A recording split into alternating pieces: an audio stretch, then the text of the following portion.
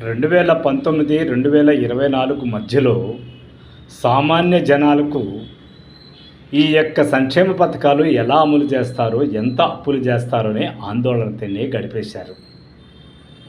కానీ 2024 జనవరి నుంచి చంద్రబాబు నాయుడు గారు ఇచ్చిన హామీలతో ఆయనే చేయలేకపోతున్నాడు, ఈయన ఎలా చేస్తాడో అని చెప్పేసి మళ్ళీ ఆందోళన మొదలెట్టారు.